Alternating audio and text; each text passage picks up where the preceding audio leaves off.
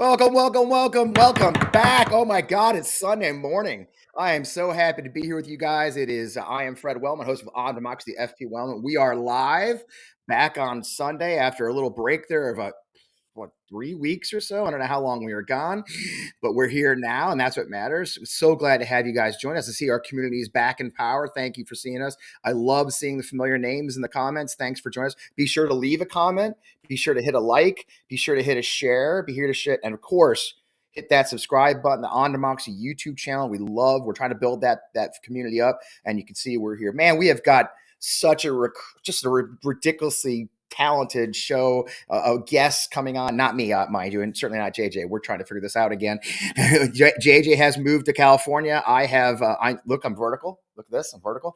And so we've really made progress in the last 3 weeks. But let's get on with the show. We got a lot to talk about this week. So let's get right into the news of the week, what you need to know about what's happening on next week. This week, we talk a lot about what's going on next week. And the biggest news you're going to hear about this week, probably in politics, is the cavalcade of ridiculousness that is the Trump cabinet nominees. They will start facing their first confirmation hearings this week. Pete Hegseth will start on Tuesday. It's been kind of quiet as we've been reading in the papers and the news. There's been a pretty quiet, but actually quite bitter partisan battle going on up on Capitol Hill between Democrats and Republicans, as Republicans are trying to rush through all these nominations before Trump takes office. The feud's kind of coming to a head as they've built a crowded schedule of confirmation hearings starting this week, with more than a dozen planned and more possible ahead of Trump's inauguration on January 20th. If you know the traditional series of the way it goes, that's really rushed. That's very fast. Democrats have generally withheld their fire on many of these candidates in confirmation process, but because the good news is the Republicans like to fight amongst themselves.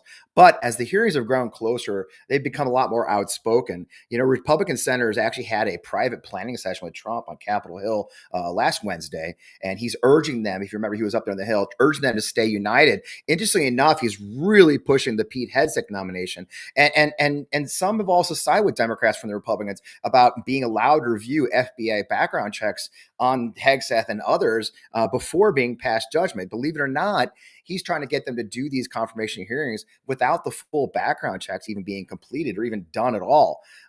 He really is very, very enthusiastic about Hegseth. Now, a lot of his allies now are tuning in. Elon Musk is putting pressure on Republicans, saying he's going to fund challenges to them and primary them if they don't, kind of toe the line. But Democrats really are demanding to slow the consideration over looking for more paperwork, a lot of the ethics paperwork from the candidates, the nominees themselves, and of course the FBI's background checks. Hegseth is, of course, one of the most problematic nominees, starting with his lack of really any senior management experience, any organization larger than a dozen or so people. I mean, he's set to lead the largest federal agency, over 2 million personnel, and a budget of $889 billion. Think about that number. This is a gentleman who was a platoon leader in the Army, which is about 30 dudes, and then a couple of small nonprofits before going to Fox News as a weekend host.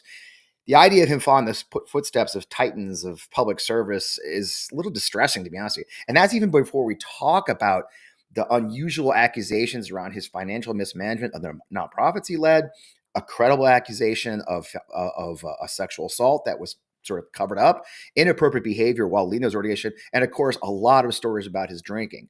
All this is on top of his problematic public views that he's stated many times, like the use of American military power against the American people and overseas, women serving in the military, and support of war criminals. It's a challenging one. He's the only one, though, facing controversy. Democrats have been protesting that Utah Senator Mike Lee has been suddenly announcing confirmation hearings for both Doug Burgum, who's going to be the Interior Secretary, and Chris Wright for Energy Secretary. Martin Heinrich of New Mexico, the senior Democrat on the Energy and Natural Resources Committee, has accused Lee of an unprecedented push of power to set hearings without consulting the minority on the Senate. The Senate is full of its norms and traditions, and we know how I feel about norms and traditions, but the Republicans have no intention of following them.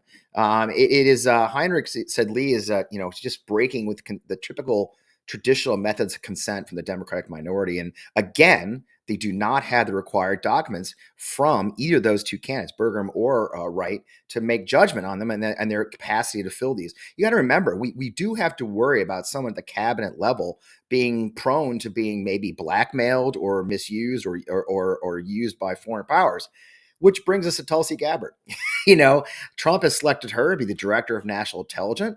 There's a lot of intelligence. There's a lot of bipartisan concerns around her that have really actually been really slowing down her nomination. Intelligence Committee rules require senators have 7 days to review questionnaires and financial disclosures before a confirmation hearing. As of Thursday, materials for Gabbard had not been at all submitted even to the committee. Democrats have made it clear they are not inclined to waive those rules to expedite her consideration. And so far, committee Republicans have not actually committed to a hearing for her, and they're not forcing this issue. So she's actually not on the slate yet.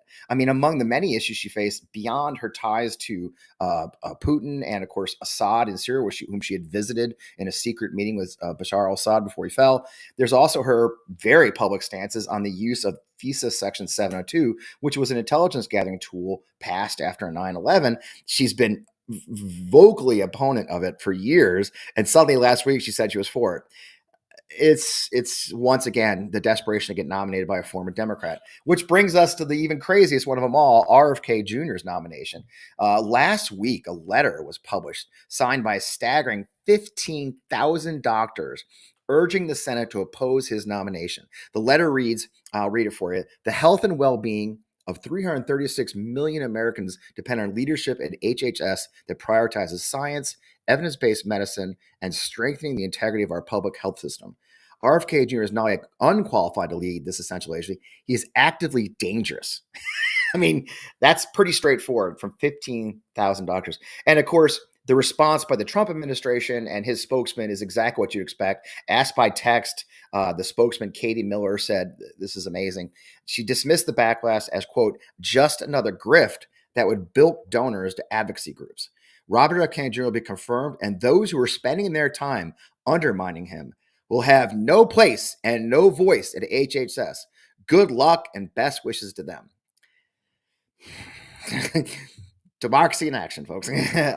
This all ties to into backlash against what he describes as one of the most wholly unqualified set of cabinet nominees in our history, not to mention the richest set of cabinet nominees in our history, with estimates being of their wealth somewhere in the neighborhood of $500 billion when you include Elon Musk and Vivek Ramaswamy over at the DOGE department.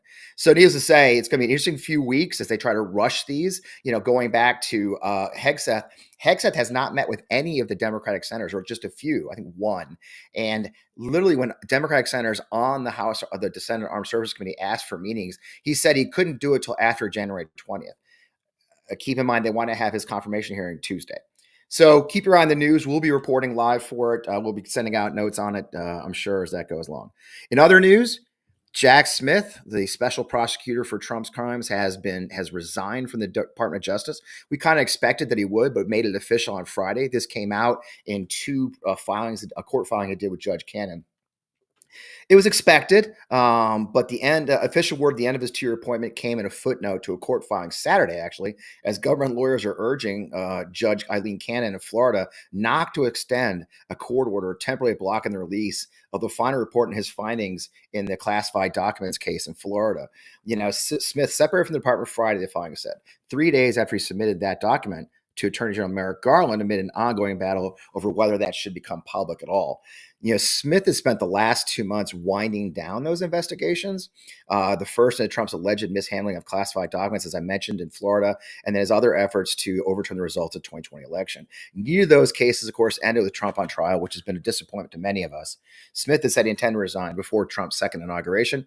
Frankly, we all know why, amid threats of Trump's plans to for sure fire him, if not go after him, he said. Trump is actually fighting really hard to keep those two reports from being made public, despite efforts to keep Smith's, release them. The Atlanta-based U.S. Circuit of Appeals for the 11th Circuit on Thursday actually refused to stand in the way of the release of the paperwork for the case for for DC. Garland says he intends to, and now Merrick Garland has said he intends to make public only a portion of the report, a volume outlining Smith's findings in the election interference probe. The second volume on the classified documents case will only be shared with key members of Congress upon their promise not to divulge its contents. The Attorney General said in a letter Wednesday the chairs and ranking members of the House and Senate Judiciary Committees. I'll forego my opinion of Judge Garland, Merrick Garland.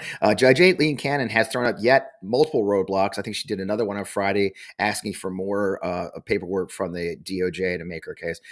Needless to say, the fight is now on for us to see these reports on Trump's crimes before he takes office. I'd love to say it's looking good, but it's not looking good. Our final story, which we'll have a lot more of, so I'll just briefly touch on, is the biggest story this week, the Los Angeles fires. The fires in Los Angeles have shocked the nation this week. It's a rare combination of Santa Ana offshore winds and what's known as a mountain wave effect, has kept the winds and smoke in the Los Angeles basin, has created horrifying scenes. If you see, I'm sure we've all watched them unfold on TV. I've had friends in LA that have been texting me. Thousands of people have been evacuated or lost their homes. At least as of this morning, at least 16 have lost their lives. Damage estimates are an astounding tens of billions of dollars, with whole cities wiped off the map, like the Pacific Palisades, which is essentially gone, except for maybe the mall, which is just heartbreaking. It's complicated, of course, by who debate from Elon Musk and Donald Trump and the Republicans placing blame everywhere, from crackpot ideas that these were actually lasers to that the hydrants went dry because of water mismanagement. We're going to ask, actually, we've got a very special guest here at the end of the show. My last guest is actually California Fire's Chief of Staff for Communications. We had the privilege to get Cal Fire to come on the show live with us. You'll see them near the end of the show, and we'll answer a lot of these questions. I'm going to ask him a lot of these questions so we can get the truth of what's really going on and get the latest in the fire. So without further ado, we're going to move on. I'm dying to talk to my guest. He's a gentleman. If you watched my show before, if you watched my main show, Phil Williams is the chief investigative reporter of News Channel 5 in Nashville. Phil is the 2023 recipient of the prestigious John Chancellor Award for Excellence in Journalism, which is presented each year to a reporter with courage, character, and integrity for cumulative professional accomplishments. But here's the kicker, you guys. Phil Williams is the first local television journalist to ever receive that honor. So I'm pleased to have him for our interview. Let's talk. Phil, welcome to the show, brother. Good morning. A lot going on, huh? Yeah, right? And I mean, good morning. Man, I'm just wondering, I play one on TV or your internet, I guess. You know, you had a hell of a couple of years, Phil. You know, if folks don't know, it's funny when I announced the show, everyone's like, "Oh my God, Phil Williams!" You know, for a Nashville journalist. You know, I watched you. I lived in Fort Campbell for 7 years. I've watched you that. I remember when I first fan, all those years ago, and you've had a hell of a couple of years. You know, every time I get the chance to talk to you, you've dug up yet another crazy storyline. I mean, let's just start there. What are you working on now? Wow. Most of the last 15 months or so has really been focused on hate and extremism. So looking at, white supremacists, the influence of those neo-Nazis who are suddenly appearing in our community. And then the latest big investigation has been some white Christian nationalists who are moving from other parts of the country into a very rural county just about 90 minutes northeast of Nashville, hoping to create their own little haven. So it seems like there is no shortage of hate and extremism to investigate these days. And it wasn't always your focus. And you spent a lot of your time focusing on events in the capital, of course, but you've been tracking these growing extremism in the Nashville region in Tennessee. Like I said, I remember you talk about, you call it Nazis marching the street. You've had the QAnon conspiracy police department, which you won awards for as the Christian nationalists trying to build their enclave. You've got repeated threats from taking on these extremists, literally, threats to your life. I've seen the usual online threats that we all seem to get. What keeps you going? I mean, you're like a dog on a bone with these stories. What keeps you pressing on in the light of these threats? Well, it seems to me we don't have a choice, to put it bluntly, because these are forces that really want to drive the normies from the playing field. And want to use their harassment and their threats to try to get all of us who are kind of in the mainstream to just back away and yield the playing field to them, and that's simply not a choice in my mind. And so, I take appropriate precautions. I have a corporation that I work for that has a security team with which I consult on a fairly regular basis. And so, to borrow the phrase, just keep on keeping on. Yeah, yeah, and I hate hearing that, right? I mean, but it kind of leads to a question I had buried in here, which is, you do a unique kind of journalism today. Your industry has taken a lot of hits recently for the support of our democracy. What you do, as obviously, this is called the On Democracy channel. You support democracy in a very real way. You as a journalist don't do this alone. You said your corporation's got your back. I mean, it seems like News Channel 5 and the owners of your station, like, where have we seen owners like, let's say, Jeff Bezos, maybe don't support their journalists? You seem to have a different kind of makeup, and not to, is that a big part of your success? Is that you've got the backing of your editors, you've got the backing of your owners? Oh, absolutely. I could not do this without the support of management at News Channel 5, without the support of management at EW Scripps, which is the company that owns us. One of the things, I spent about 10 years on the National Board of Directors for the group Investigative Reporters and Editors. And one of the things that I really preached during my time on the board is that in this day of declining media resources, the one way for news organizations to stand out is with a fearless focus on investigative reporting. Right. And that's one of the principal tenets of EW Scripps, is that they believe in investigative reporting. The CEO of the company, I got to know him through IRE, the Investigative Reporters and Editors, when he was a producer many years ago. And so this is a company that believes in investigative reporting and has supported me through the years, as well as prior to their ownership. My colleagues at News Channel 5, support me and our entire team, and I think that's critical. And I wish more news organizations would see that this is the way to hang on to the audience that seems to be slipping away, to Yeah. focus on news that really matters, to dig up and explain to people what in the heck is going on in our world these days, because Right. that's what's missing. And local journalism is where it's at. I mean, this is where things are happening at the local level. We talk about that a lot, and even in politics. I'm on the politics side of things, right? And I say all the time, while the old card is true that all politics is local, and it's true, I think, with all journalism, right? I mean, what you're doing is important. It has national implications when you're dealing with whole police departments giving over to conspiracies and using the power of the law to pursue conspiracies like sexual predators that don't exist, et cetera. I mean, it's important to do that kind of style. I mean, I guess what advice would you have for your fellow journalists, maybe, who are there's a lot of young journalists coming in. There's a lot of people questioning their own place in journalism today. And as you've developed your signature direct, truth to power style of reporting, what's the advice you would give for another journalist or a young journalist? I'm sure you've been asked that question at conferences. Yeah, one of the things that you mentioned, the QAnon cop, the Right. conspiracy cop in Millersville, Tennessee. Right. And as I've been thinking more about this later, I think that is such a dramatic example of the need for local journalism, Yeah. because I suspect that there are police departments all across the country, not unlike this, Yeah. where QAnon has taken a hold. And local communities, don't have the investigative reporters to come in and question what they're being told. So I think that is a prime example of the need for vigorous local reporting, and that's where local journalists can really make a difference. Is to speak truth to power, and that includes the small towns where QAnon actually may have a bigger hold than we realize. Yeah, and it has impact on those local communities and the local citizens that you serve. Your audience is being directly impacted. I mean, I used to point out to friends a lot that town was a little bit distant from Nashville, But if you know it sits right on the highway, right? It sits right on the highway going north. It's actually, most people know the town because the cops sit on the highway, right? So there's big local impact and plus statewide impact and national impact. I don't know if people have heard that story. Could you just share a little bit about that story so people understand the context of what we're talking about? The QAnon cop Yeah. story. Yes, Yeah.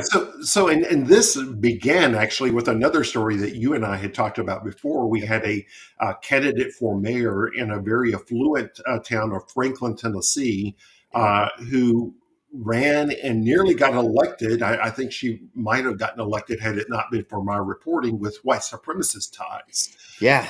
So coming out of that, and by the way, that's another example of the need for vigorous local reporting because Yep. uh, they had a record turnout for that race. I have just around the corner in my office here a big thank you card signed by members of the community thanking me for having come into their community and made a difference. But Yeah. out of that story, I realized that she was getting a lot of her information from this conspiracy cop. He was, had a podcast and had recently become the assistant police chief in Millersville, Tennessee, which is a Jeez. community about 7,000 people just north of Nashville. And he had just these bizarre, conspiracy theories. He believed that George H.W. Bush was in cahoots with Bill and Hillary Clinton and Al Gore and drug trafficking and child sex trafficking. And everyone knows the Bushes and the Clintons were always Oh so close. yeah. And so, but what we found is these conspiracy theories had a real impact upon how this police department did its work. You had this police department started going after political enemies, and then they brought in this self-proclaimed pedophile hunter out of Arizona to run a child sex trafficking sting. And we got hidden camera videos from that sting where they talked about that this was a way to get at the quote Democratic cabal in Nashville. It's just unhinged stuff. Yeah. But these people believe it. And then even further than that, the conspiracy cop started working with the Mark Fincham, the election denier out of Arizona, using his access as a law enforcement officer to get access to the Treasury Department's FinCEN system, which is a highly confidential system that tracks banking records. And they started boasting about having used this FinCEN system to investigate their enemies. So it's more than just a curiosity. It has real impact upon people's lives. Right. And the citizens that town, right? And the frustration they have with their taxes going to support these kind of madness, and they're actually breaking the law. I believe Tennessee Bureau of Investigation actually did a raid and is investigating those guys, aren't they? That's right. On September 4th, there were raids on the police department as well as Assistant Police Chief Sean Taylor's house. Now, the good news out of this, if we're looking for some good news, is there was an election and a new town commission is now in charge in Millersville. And, Right. and so I think that if you look at Franklin and the mayoral candidate with her white supremacist ties, and Millersville with its QAnon cops, I think the lesson is if there is real attention that is shined on these groups, if there is real journalism, then the people will stand up. EW Scripps has this motto, and I'm going to butcher it slightly, but basically it's shine the light and the people will find their own way.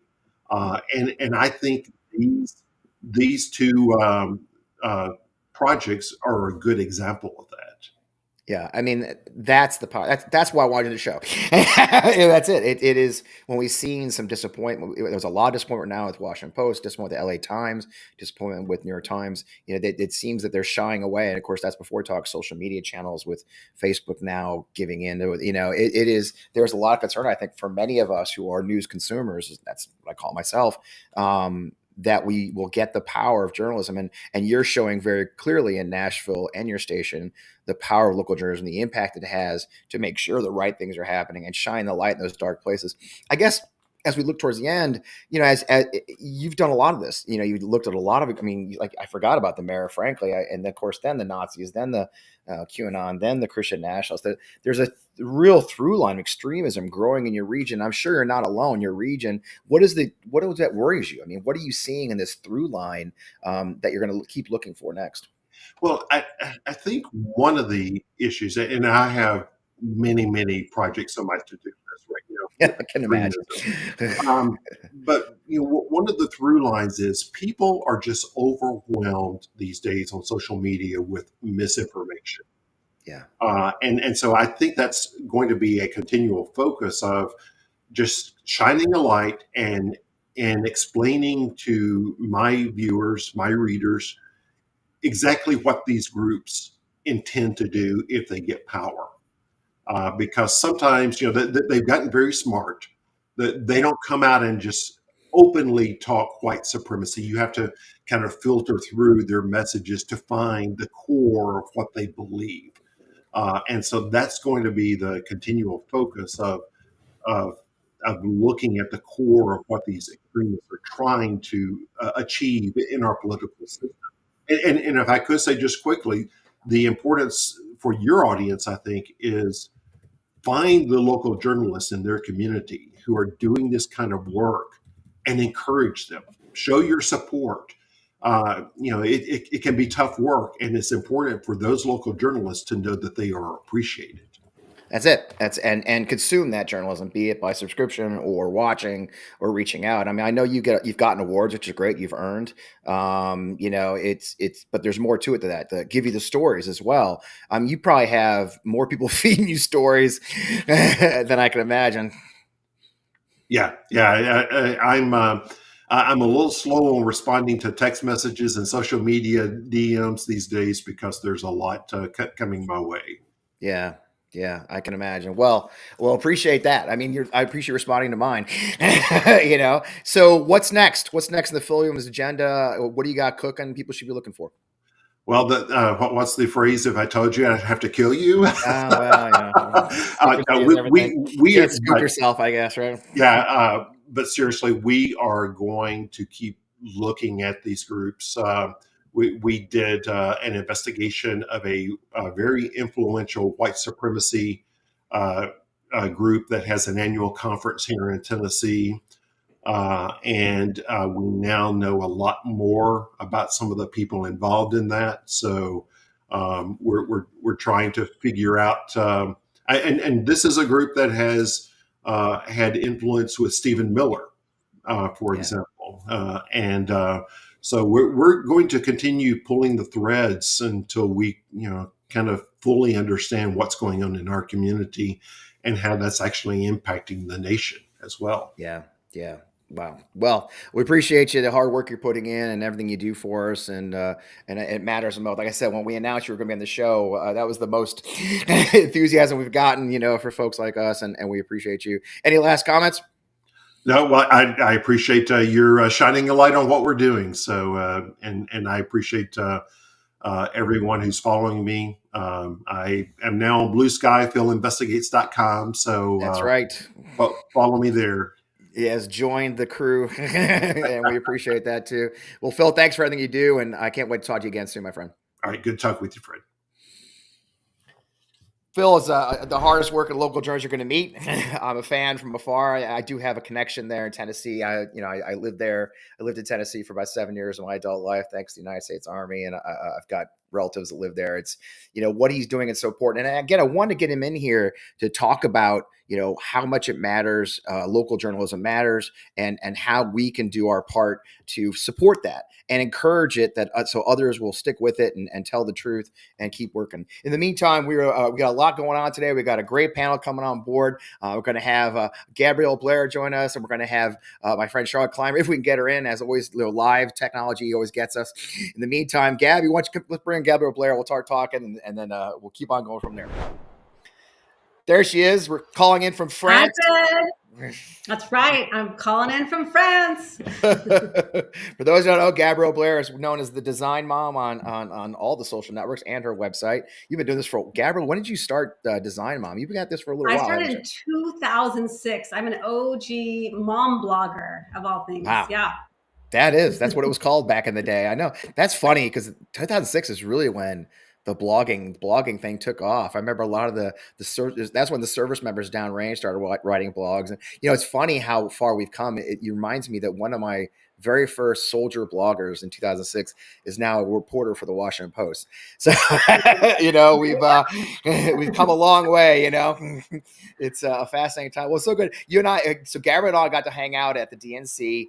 We were the part of the 200 individual creators that were invited, and we were battle buddies, I would say, because we're both, I would say, on the senior side of the groups. Would you say, Gabrielle? Is that a safe way to? I didn't want to say it, but yeah, we were the elders of the creator group. So we were like, oh, that was a good drink. Let's go home. And, right. My kids are the same age as the rest of the creators, for sure. And how many kids do you have, Gabrielle? I've got 6 kids. 14 to 27. Yeah, 14 to 27. Oh my God. And you're in France. I mean, tell our viewers how you ended up in France and explain what, it's been a fascinating story. I'd love them to share it. Yeah, for sure. So this is the second time we've lived in France. We moved here for the second time in 2019. We had no idea, of course, that a global shutdown was coming with the pandemic. But so believe it or not, moving to France was a financial decision for us. It's just, we both work at home, my husband and I, and financially, we have a really beautiful life here that we couldn't afford in the States. So it comes down to that. But at this point, our kids have gone to French schools. We've got a daughter studying at the Sorbonne. Our kids really fill the divide. They feel both French and American at this point. My husband and I, I identify as American for sure. My French is horrible, even after 5 years. But we love being here.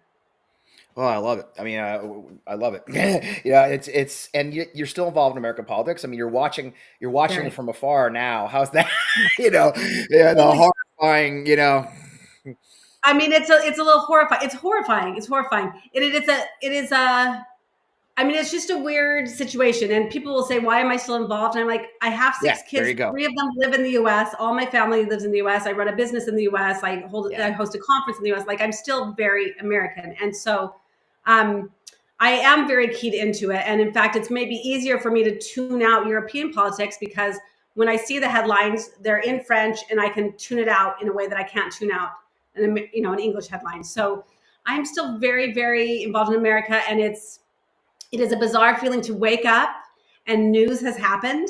I'll wake up to maybe it's election results. That's a dramatic day, but it also might be like a tragedy has happened in the US and I'm just waking up to it. And I'm already waking up to thousands of tweets or threads or whatever we're going to call it, commentary on what has happened. So it's a very different feeling than when we moved here from California.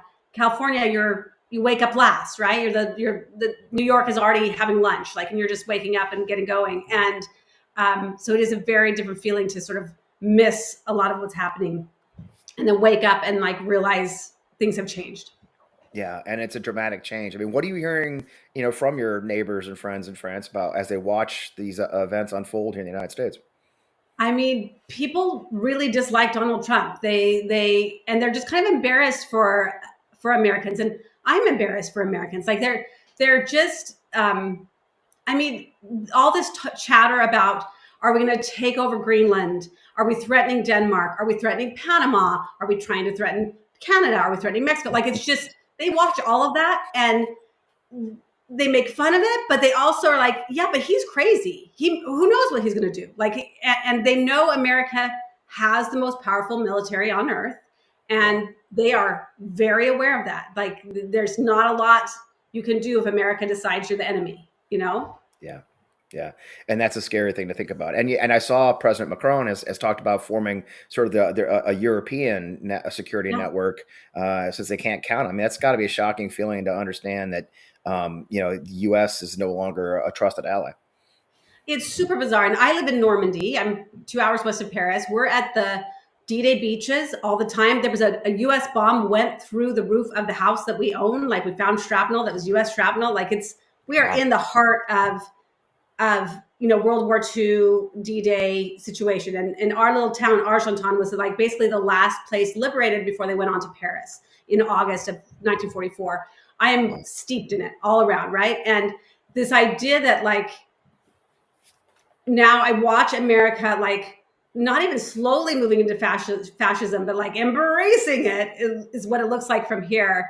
It's like such a disconnect. I get up there to the American Military Cemetery every time we have a visitor, and it's a super sacred place. Like, you cannot help but be moved there, just by being there. And after that, we often visit the German Military Cemetery, which is very nearby. And not all Americans know that. And it's such a contrast. They have, like, you can see, like, the Americans were the conquering heroes, and then here's the people that lost the war, and they have 3 soldiers buried per grave, and it's very sober, but the whole thing is, you're looking at it, and all of these names and all these dates, these are teenagers. We sent our teenagers to fight, and so did Germany. It wasn't good on either. Everyone was sending their teenagers to fight. It was horrible, and the idea that we're even toying with that. I know this is supposed to be the lighthearted segment, but no, it's okay. We'll get light later. I get it. Really bizarre to be here and see that and think, what are they doing? Like, why are we toying with fascism here? Like, this is a mistake. Yeah, and that lighthearted section, you became instantly famous when you talked about ejaculation. Right. I can't believe I'm disclosing. I don't have. That's a little different, but yeah, let's talk about that. So my first Twitter thread that I ever wrote was in 2018, and it was about irresponsible ejaculation. And if you've ever heard anyone talking about ejaculation in terms of, like, pregnancy prevention or abortion, that comes from that Twitter thread. It went insanely viral. I no longer have access to my Twitter data, but the last time I checked, I think it had 64 million views at that time. It just went everywhere. And I was interviewed by newspapers all over the world and magazines. And then I now have a book called Ejaculate Responsibly that kind of takes you through the argument I made back in 2018. And the book has also been translated into, there are 12 international editions. Like, it's a really compelling argument. But basically, it makes people angry, but I spell out the biological facts and show that men cause all unwanted pregnancies, and not all men want to hear that, but it turns out I can back it up really well. Yeah, I can see that makes a lot of sense, and they don't want to hear that. And of course, it's even more relevant now since Dobbs and everything else is had in this country. We talked 100%. About it. You and I talked about it in Chicago and how different it is, and of course, there's even more threats now. Now they're threatening, gay marriage, threatening it. It just seems to be a continuing rush to rolling back our rights and the time. I don't even think birth control is safe.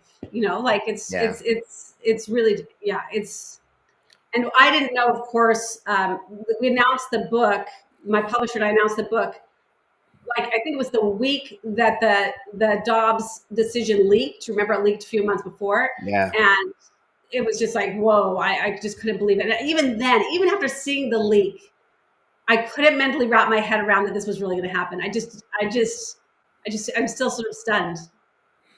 Yeah, I can't blame it at all. And of course, so tell me about election night. You and I had hung out in August, and then here we are, November 6th, 7th, 8th, or 3rd, 4th, 5th. And I remember seeing your post.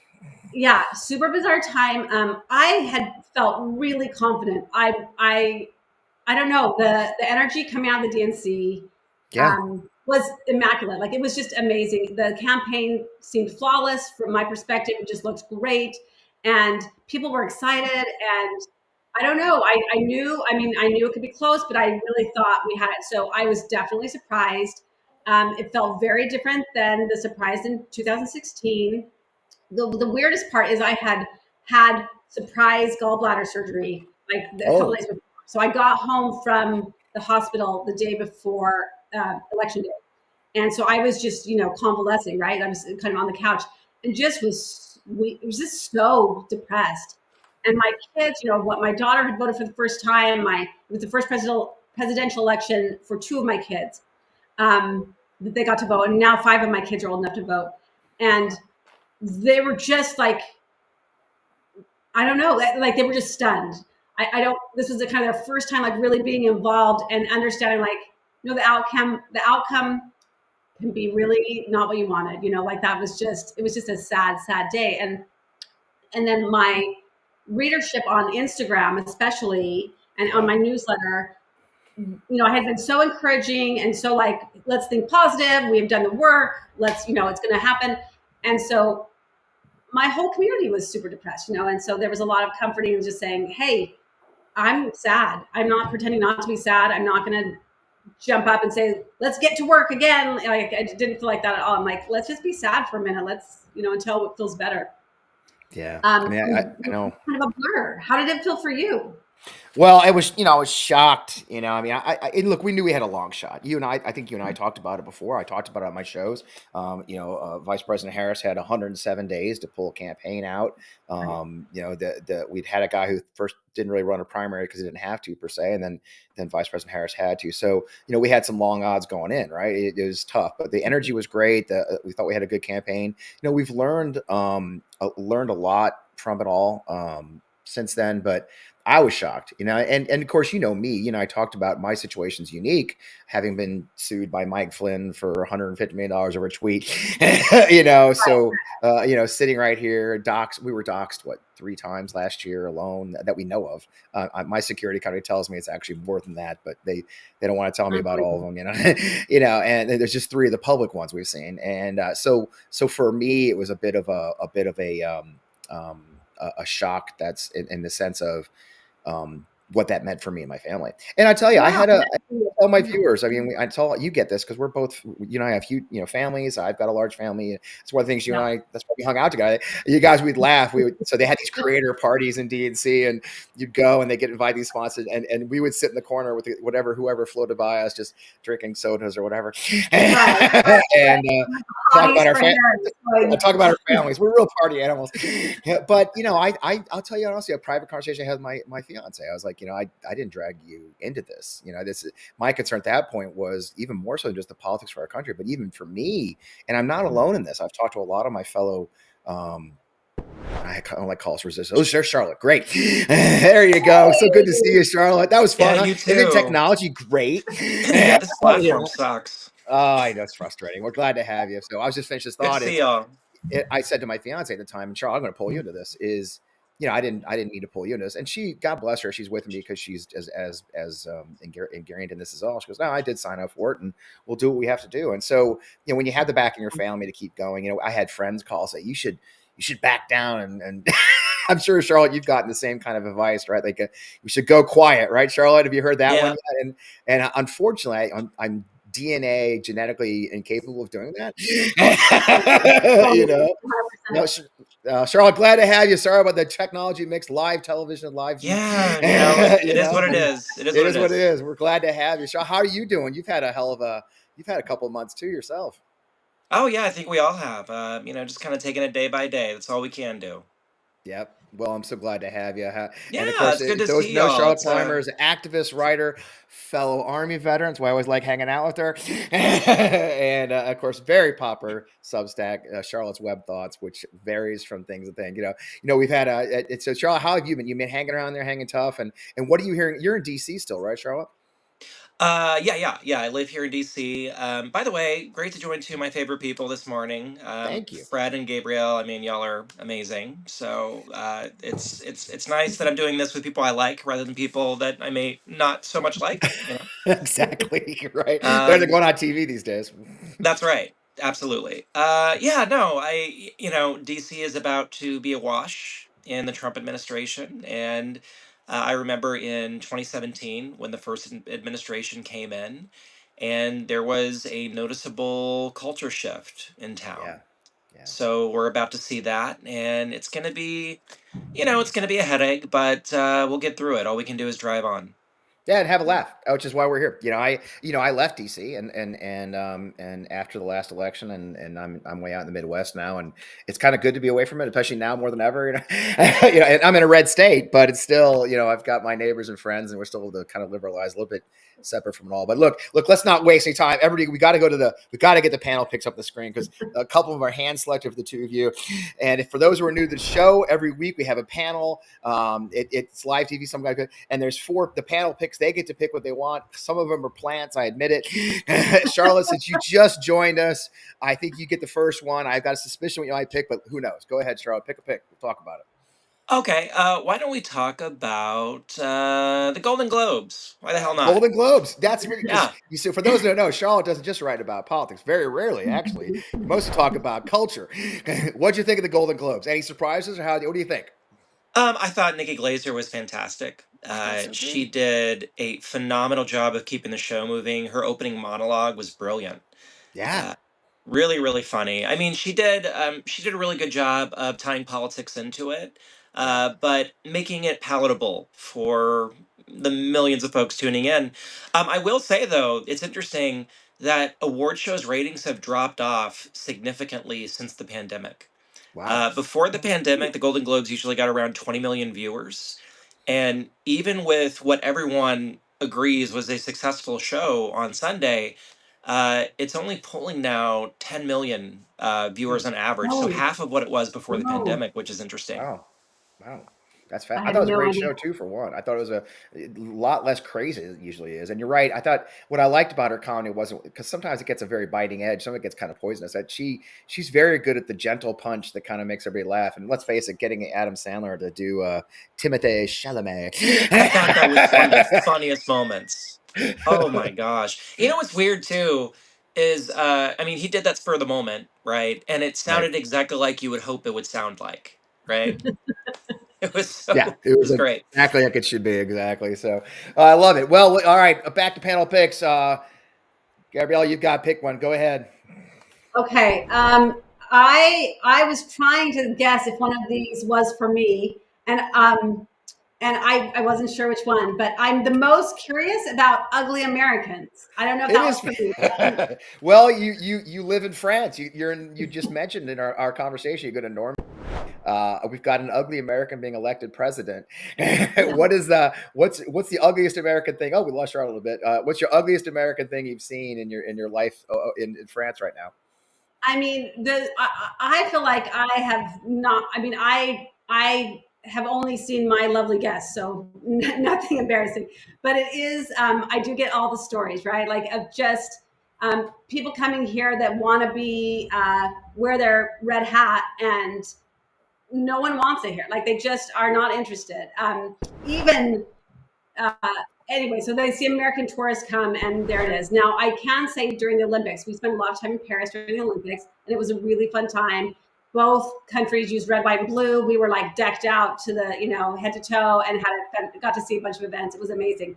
But for sure, you can see the Americans coming a mile away. Not just see, you can hear them. We are so loud. And my family included. I can't excuse myself from this. I know. I've been accused of that. This is uncomfortable. And again, I'm right in there with that. But like, you can just hear us coming a mile away on the train, out and about by the Louvre. Wherever you are, you can hear. Americans are coming. But it really was an amazing time. I have to say, as far as like not ugly Americans, it was the most patriotic and sort of proud of America I have felt in ages. The Olympics were so fun. Paris was stunning. They were immaculate hosts, and the American sort of athlete stars that came out of it have just been delightful. I'm still following some of them on Instagram. I mean, it was fun. It was fun to be an American during the Olympics, for sure. Oh, I love hearing that. This is the good news. I'm gonna go with who's the craziest on the panel. Is that up there, JJ? Yeah. Number 4, who's the crazy? Of course, obviously, I opened the show with the list of Trump nominees from Hegseth to RFK Jr. And I think you could almost do a lottery on who's the craziest. Charlotte, if you have to pick, I know it's hard to pick. Who is the craziest? Oh gosh. Okay. So when we say this, we're not saying the most dangerous or the most destructive or whatever. We're just saying the most absolutely bonkers. I'm trying not to swear right now because I'm not sure No, how we you're feel loud. about that. We're good. This is not a PG The most show. I fucking think this is bonkers. All okay. right. I mean, honestly, I honestly believe RFK Jr. is just beyond. I mean, just everything that has come out about this guy over the last 18 months. You think that you've hit a new high, or excuse me, a new low of just batshit behavior, and then something else comes out. To me, the most standout story about RFK Jr. was the bear cub, the corpse of a bear cub. Okay, so if y'all don't know about this, about I don't know, I think it was 2010.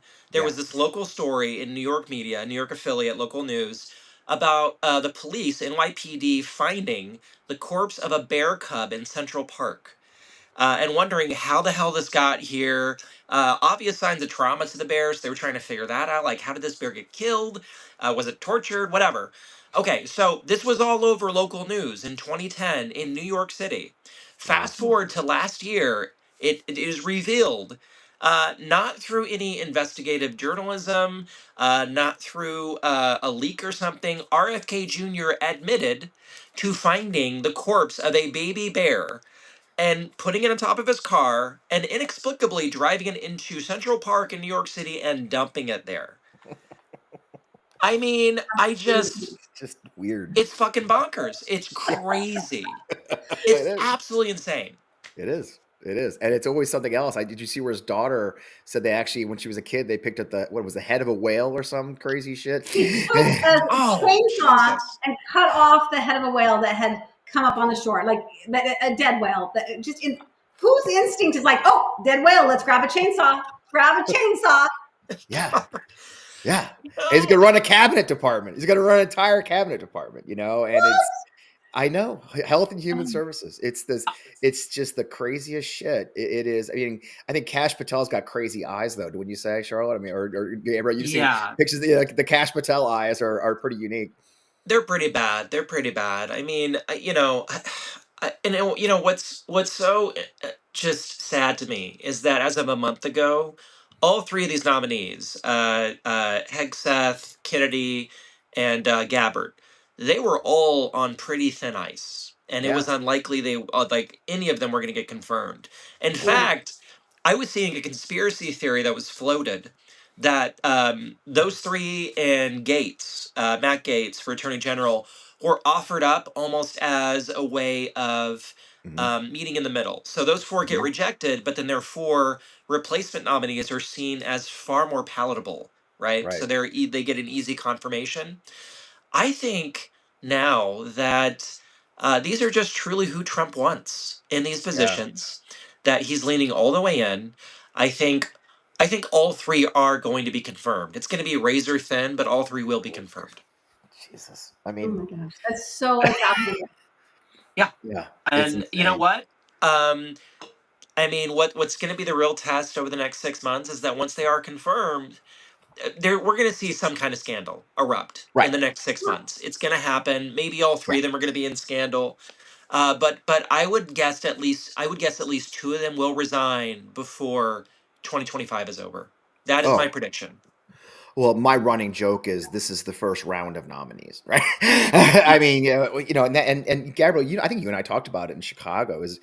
One of the things we do forget. Biden, we beat up. Biden gets beat up. He doesn't get beat up. He gets celebrated. But I do celebrate the fact that we have got almost the exact same group of cabinet secretaries and nominees we had 4 years ago. I think it was maybe Labor's the only one that left. I think Charlotte, maybe that turned over. But I mean, that's remarkable. Not just.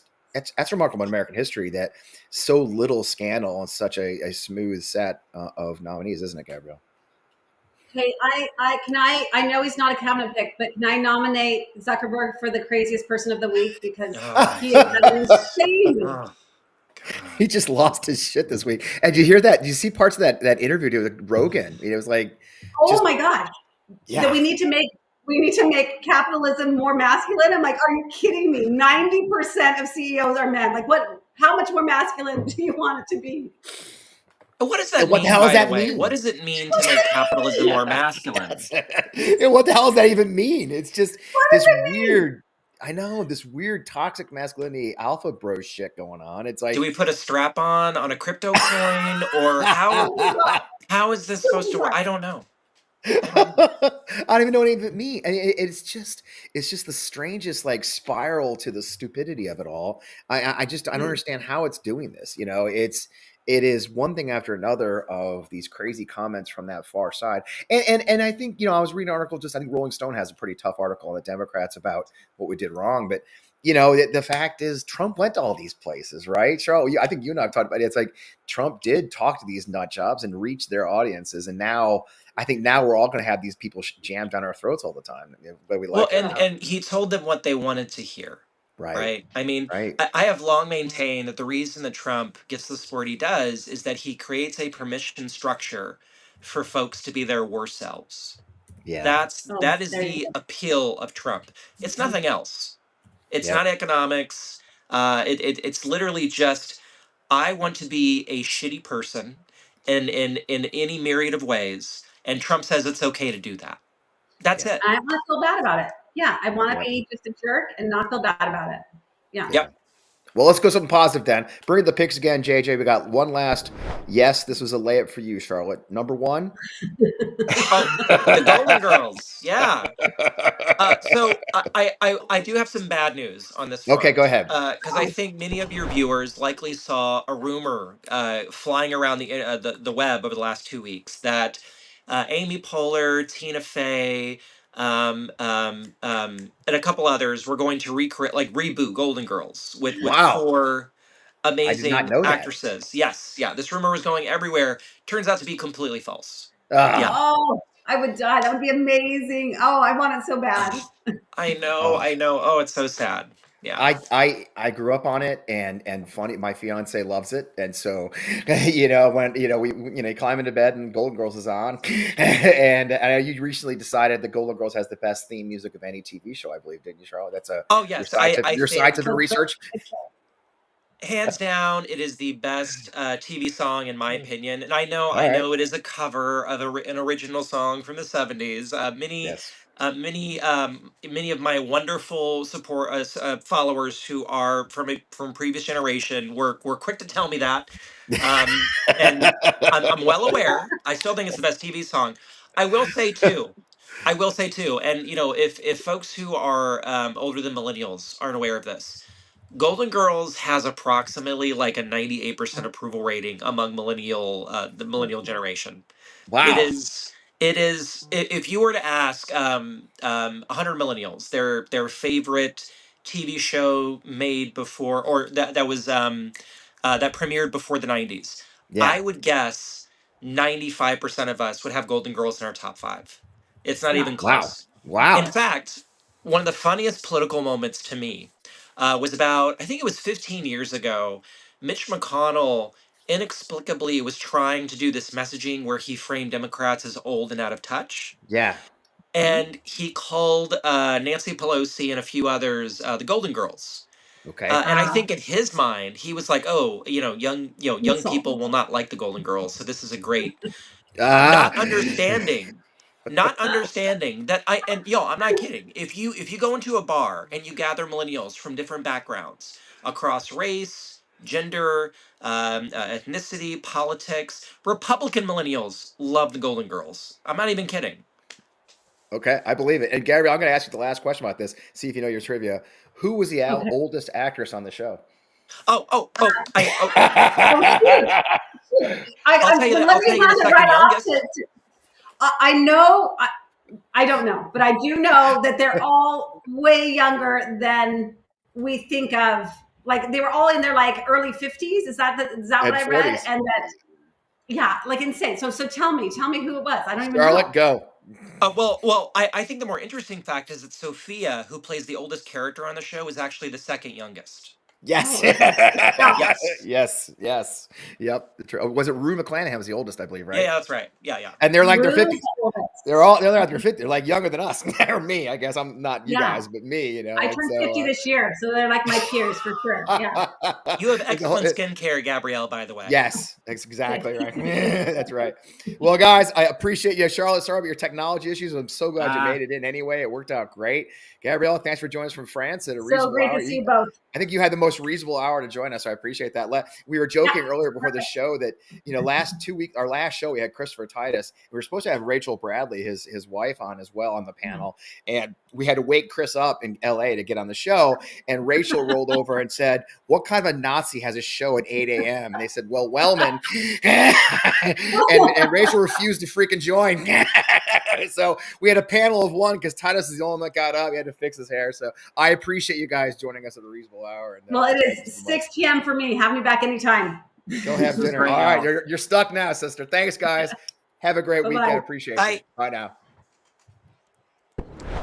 Man, I love this job. Thanks for joining us, everybody. Well, before we get on there, I want to talk about our sponsor. Our sponsor is Constituent Connection. Are you thinking about running for office or launching a campaign in your local region?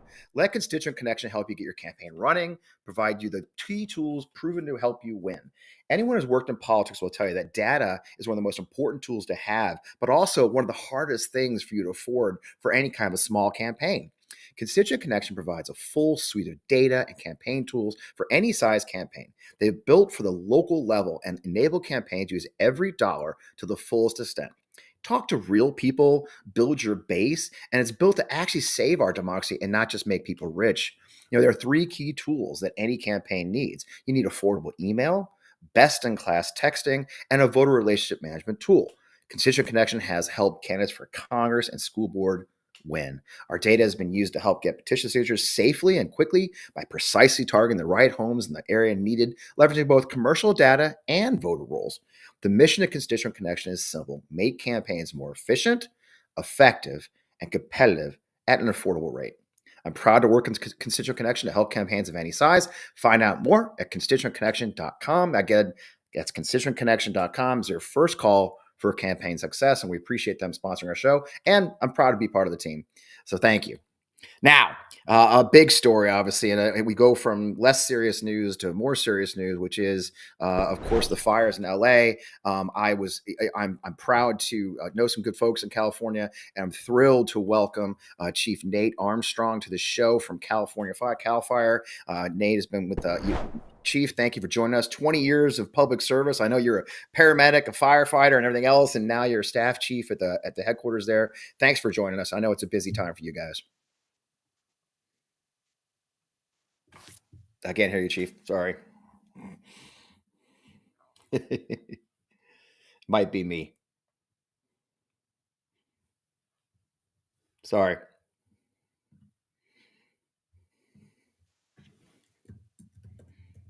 Can you hear me now, Chief? Unfortunately, I cannot hear you. Oh, God, live TV is great, isn't it? Just say hello when you get a chance.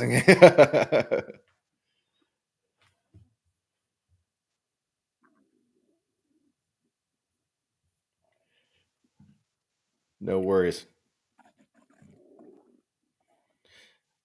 I'll fill in there until you join us, sir. I'm going to yell at JJ.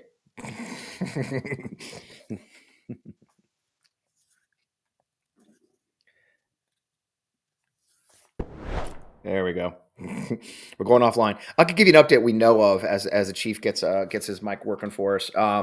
What we do know is that several of the fires are starting to be contained at this point. The Palisades fire has been creeping down towards Brentwood.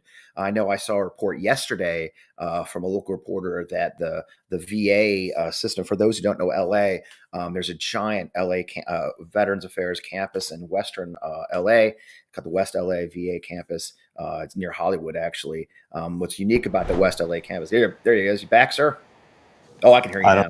Are you with me? I got you loud and clear. Yeah, good to go, sir. I appreciate it. I was just talking about the West LA. Hey, I guess I'll bet my first question. I saw a local reporter saying that the West LA VA campus was being evacuated ahead of time just in case. Do you have any information on that, sir?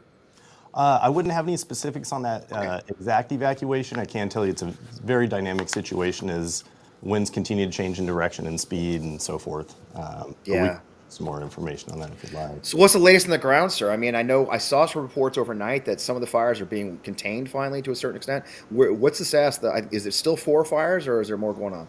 Yes, sir. Yeah, so we have begun to make some pretty great progress on a couple of the fires, and a lot of that just has to do with favorable weather conditions.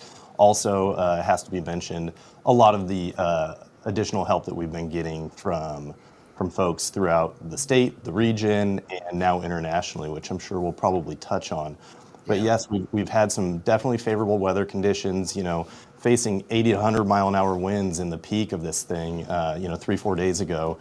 And now with those lessening, like you said, we have been able to wrap up or contain several of those smaller fires, notably the Lydia and the Sunset, which I believe were about 43 and 19 acres respectively. Those are 100% contained. There was also the Kenneth Fire, which was near the community of Calabasas, and that was about 1,000 acres. In fact, just over 1,000 acres, and as of this morning, that's now 100% contained. Wow. The couple still, the big ones, obviously, that kind of kicked off this entire event were the Palisades, and as of this morning, that's 23,707 acres with 11% containment.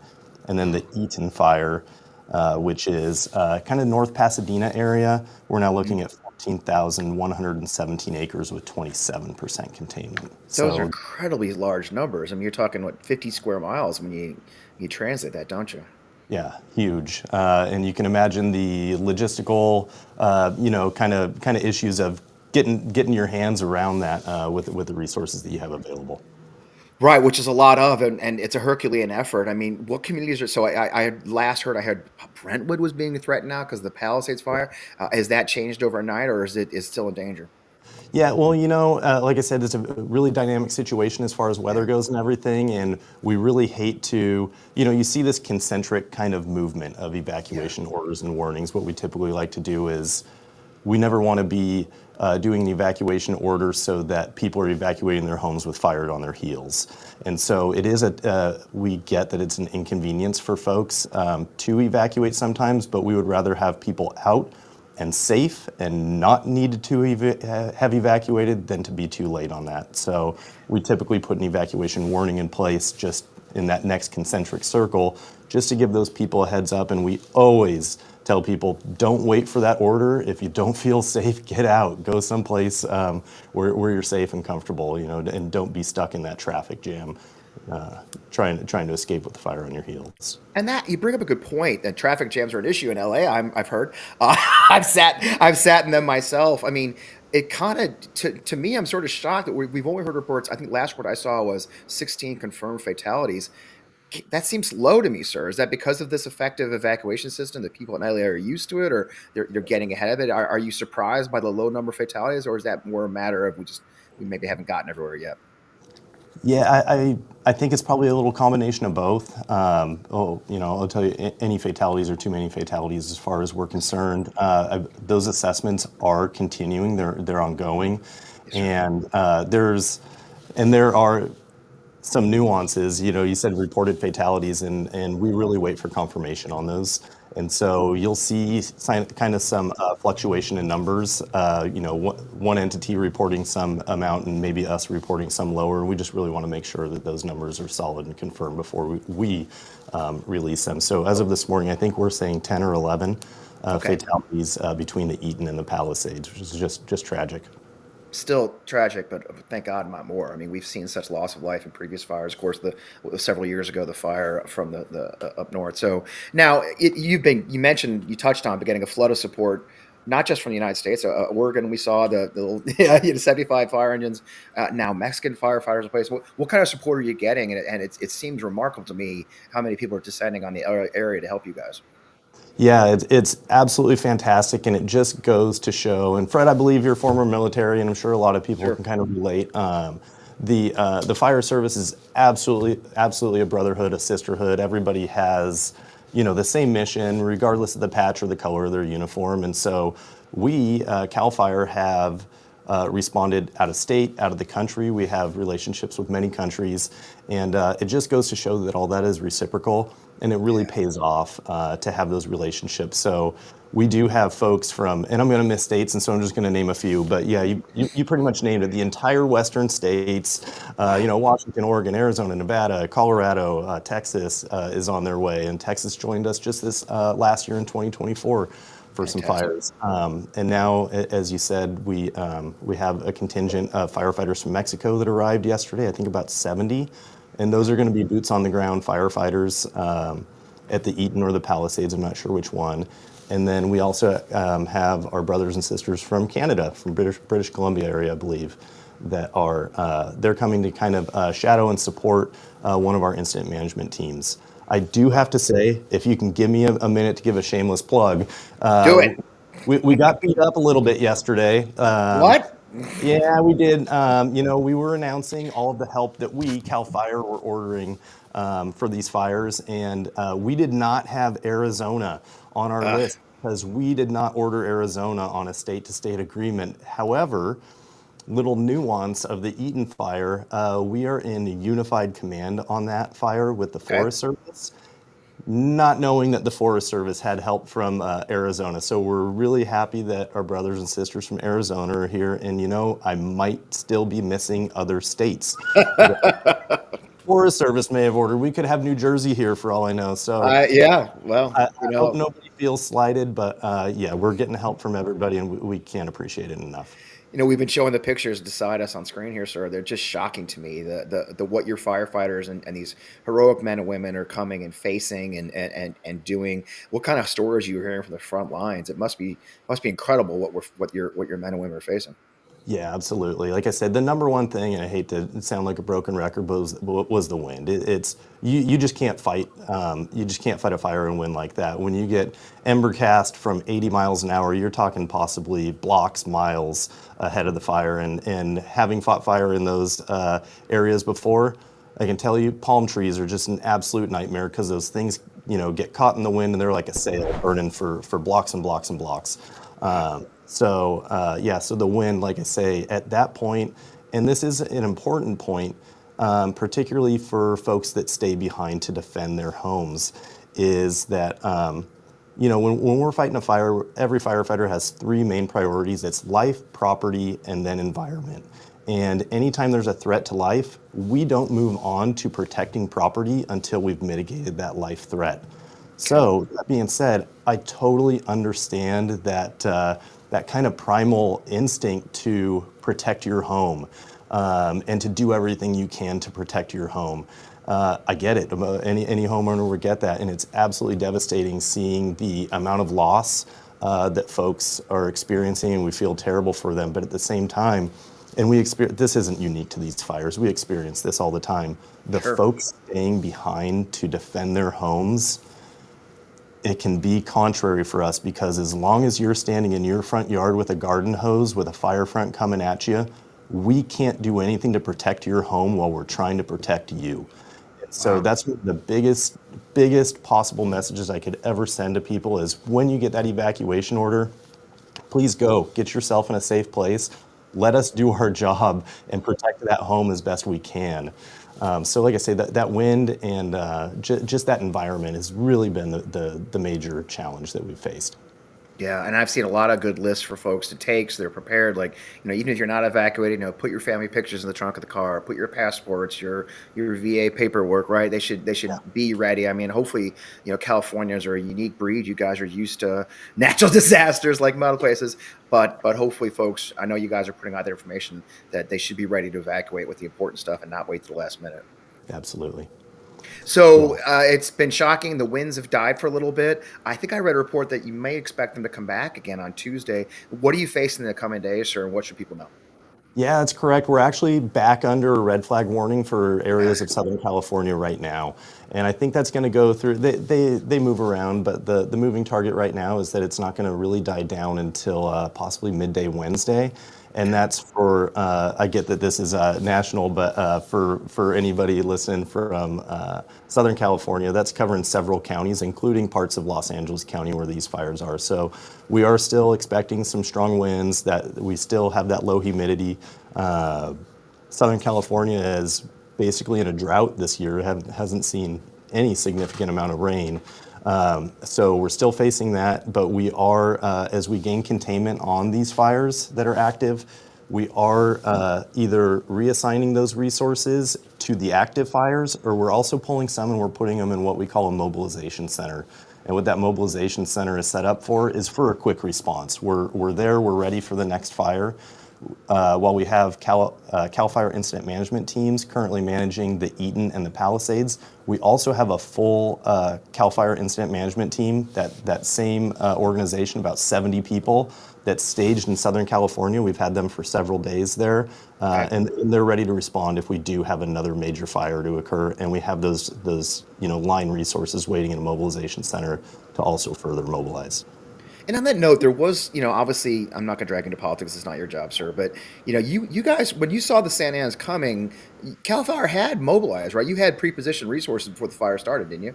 Yeah, absolutely. CAL FIRE did, and our partners, Cal OES, Office of Emergency Services, through the governor's office, had a lot of pre-stage resources. And I have a list of them I could run down, but I can tell you, we typically, it's a really extensive mutual aid system within California, and we jockey resources around to where the most need is. And so while Northern California has received a significant amount of rain and the fire risk was a lot lower there, we were able to move just the day before the Santa Ana's began, we moved, I believe it was up to 45 fire engines from Northern California into the affected counties. I believe 6 fire crews, and then and we moved some aircraft down there as well. Also, in the southern region, we have this ability to hold all kind of the off-duty personnel, or the people that would be going off duty. We hold them on duty, and we staff whatever extra equipment we have. And so that morning, before the Palisades began, in addition to those, the resources we moved from the north, we staffed additional fire engines, fire crews, bulldozers, aircraft, everything in the southern region. And that's on top of what those local government counties did as well. And so I don't have their numbers, but I could tell you there was probably close to 75 to 100 fire engines, in addition to hand crews and everything there. It's just when you get hit with a fast moving fire like the Palisades, you're trying to evacuate folks, while still trying to put that out in area of homes. It's just, it'd be hard to say what exactly is enough. Yeah, Masha, so I'm keeping you longer than I told you. I do want to make it in our comments. Folks are talking in the comments right now about drones. I mean, I heard we all saw the story that one of the Canadian Dipper planes got hit by a drone. I mean, have you guys banning drones, or what are you telling folks who own drones are just so eager to try and get pictures?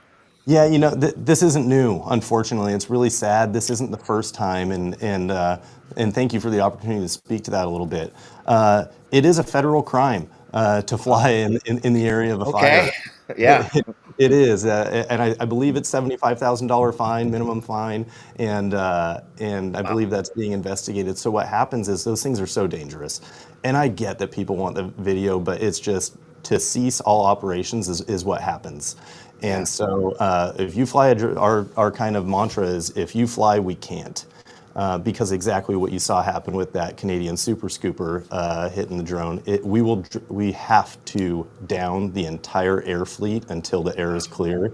It's just not worth it for the safety of our folks. And unfortunately, that can allow the fire to continue to grow, threaten lives, threaten property. It's just not worth flying a drone anywhere near a fire area. And these pilots are incredible. The video we're seeing, I've gotten a kick out of the local news sort of becoming the local sport is now watching incredible water dumps. I mean, I'm a helicopter pilot in my past life, and seeing guys flying DC-10s like they're fighter jets is is really incredible. just the heroics that Americans are seeing of you and your team. So I think on behalf of our viewers and everybody, just thank you for all you guys are doing. I know it's tough. It's a tough political environment. It's a tough, personal environment. People are always angry in these kind of situations. And the way you guys are focused on your work is admirable beyond belief. I guess my last question, sir, is what can we do for you? Is there anything that our viewers can do to help you guys out, or what can we do? The biggest thing that folks can do for us is to prepare themselves, be ready. That's the absolute biggest help that we can have. We have a ton of resources. We encourage everybody to go to our fire.ca.gov webpage. We have an active incidents page there that gives really up-to-date information. It's constantly being updated, almost near real time. They have 3D maps so you can see where the fire is. You can see the evacuation zones. But more so, before that is we need everybody to be ready. They need to have that plan like you talked about earlier, having those important things. And we have a great website called readyforwildfire.org that has just checklists galore. Have a plan for your family, exercise that plan, have the bags packed, think about the things that will hold you up. You'd be surprised how many people stay behind for their animals. I would do it probably, but have a plan for that animal, have that food for them. So all of those resources are available on readyforwildfire.org. The best thing, like I say, that folks can do to help us is just to help themselves and let us get in there and do the job. Again, those two websites, readyforwildfire.org and the other one, the fire.ca.gov. Fire.ca.gov. We'll remind everybody, sir, that's up on the screen now. Chief, thank you for taking your time with us. We really appreciate it for our show. We've had a couple thousand people watching, so it matters to us, and we'll do our very best to support you from afar. And we just pray that you and your team are staying safe in there and you get this under control. Thank you so much, Fred. You guys have a great day. Have a great day. Bye-bye. Wow. That's quite a situation out there. You saw the pictures that we were showing on screen, the heroics of these men and women who have stepped into the fire for us and for our neighbors. I have a lot of friends in LA, and I've been texting with them, and people people you don't know, and just and everyone turns to an average American when your house is on fire. And so we just offer our most support for everybody there. I guess my last thought, as we little along, is a simple one. And I kind of said it a lot in our regular show, On Democracy with FPWellman, that we put out on Friday. It's what breaks my heart about this. And I didn't want to talk politics with the chief. It's not his job, and I wouldn't want to put him in that situation, but I'll talk politics because that is my job. What makes me so angry right now is the way that the MAGA and Republicans and their supporters have turned this into a political event. I'm old enough to remember just a few years ago when a natural disaster occurred or an emergency in our country, we rallied behind the flag, we used to call it, and we united to get to support people. Even as we speak today, I saw clips from today's Sunday shows, our competitors in the Sunday shows, where Republican senators saying that before that the California is going to come begging for federal aid in the next few weeks, and before they consider giving them aid, they're going to want to see some policy changes. Can you imagine such a thing? Did you see President Biden or the Biden administration say North Carolina had changed their policies before they give federal aid for Americans? I think what makes me so bloody angry about this is these are Americans. They're not Democrats. They're not Republicans. They're not Californians. They're not Nevadans. They're effing United States of American citizens. And a large swath of our political atmosphere is dedicated to smearing them and their leaders, separating them from the top. They've done this to the military. If you saw the Las Vegas bomber, the guy blew himself up in Las Vegas. If you read his note, he was talking about the woke leadership and the weak leadership. Do you know where that came from? That came from MAGA Republicans smearing the leadership of our military. And they're doing the same thing now as fires are unfolding and people's lives are in danger. And they're choosing to use that time as a time to split us apart from each other. A time when Americans of all stripes, all colors, all races, creeds, politics should be banding together to ensure life, liberty, and safety for our fellow Americans. They're choosing this time to divide, attack, and fuel more disasters. It's infuriating to no end. And we have to demand better. You have to demand better from your senators. Look, I live in Missouri. You're damn right Hawley and Schmidt are going to hear from me, because it's ridiculous the way we treat fellow Americans. And somewhere we got lost along the way in the last 10 years of MAGA and Trump, that we forget that everybody is a goddamn fellow American. Everybody. If you're in this country, you're a fellow American. And we forget that too often. And the idea that these monstrous disasters of billions of dollars of loss of life and loss of property is occurring while attacks on, oh, the water wasn't properly managed, oh, the hydrants went dry because they're incompetent, when the thing you discover is 100-mile-an-hour winds, and the fact that no water system is designed to have every freaking fire hydrant in the entire city turned on at the same time. Now we're seeing the conspiracy theories from nut jobs like Naomi Wolf. She's put out that it was a war. This is an actual invasion we're seeing, or that there was actual lasers, that there's a rumor going around even on the left of this is actually planned so they could put in live walk cities and get urban planning and raise the rents. There was a disgusting rumor going around that Gavin Newsom had already made moves to rezone the fire areas. It's ridiculous. And they're still fighting. You heard the Palisades fires over the top of Brentwood, one of those populous parts of the city. And people are attacking the people actually doing the fighting. It's just infuriating to me, not just as an old soldier, but as an American who's done disaster relief operations. I did hurricane relief after Hurricane Hugo way back in the day, 1989 or some ridiculous time. And I remember then us everywhere. Nobody thought about politics. It didn't matter that George Bush and his wife were the president and coming to visit us. Mrs. Bush came to visit. We didn't talk about politics. We just did our damn jobs.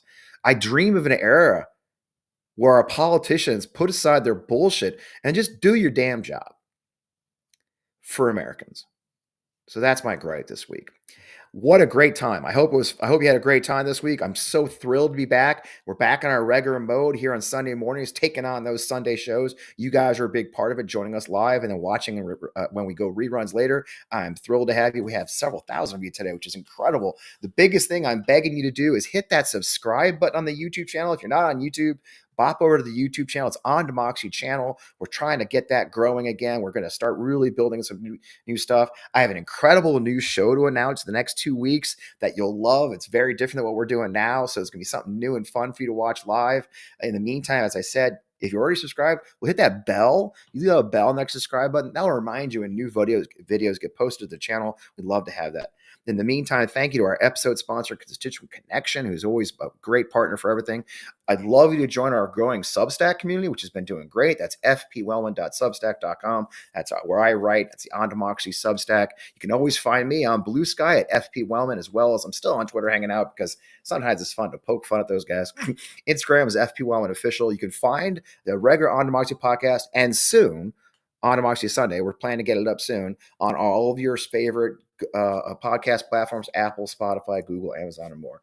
In the meantime, tell your friends that you enjoyed this show. Tell your friends you found a new place to drink your coffee on Sunday mornings instead of those other stations who have lost their way. Come join us, have a laugh, maybe get some serious news, hear from really smart people. We got a lot of really cool guests coming up and laying on. You're going to hear from the people running for office this year in 2025 and much, much more as we face a very challenging time in our political history and our country. So thanks again. As mentioned, I am Fred Wellman, host of On Democracy with FP Wellman right here on Democracy channel. Thanks for joining us. I can't wait to see you again this week and next week. Stay safe out there, and let's get on with it.